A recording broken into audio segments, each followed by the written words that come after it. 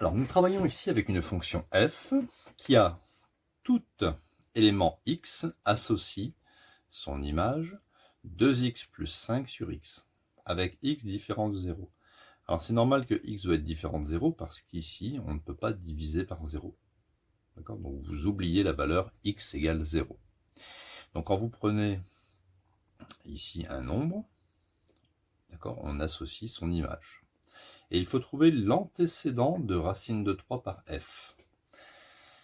L'antécédent de racine de 3 par f, c'est-à-dire que cette valeur vaudra racine de 3, et il faut trouver pour quelle valeur de x on va obtenir racine de 3.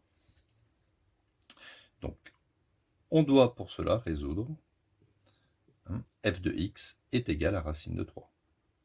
L'image de x est égale à racine de 3. Donc f de x, bien sûr, c'est 2x plus 5 sur x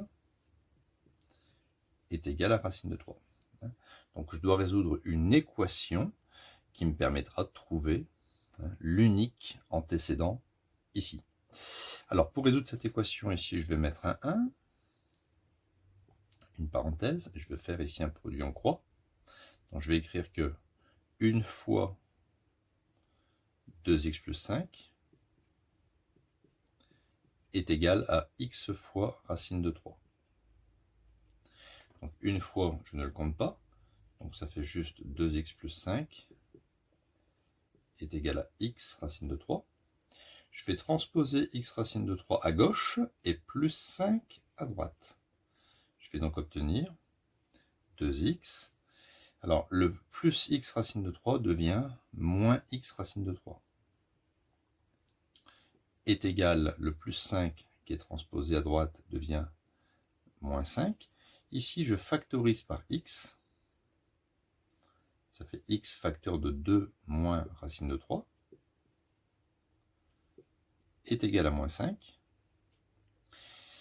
Et au final, si je veux obtenir x seul, eh bien, je vais écrire moins 5 et je vais diviser par 2 moins racine de 3.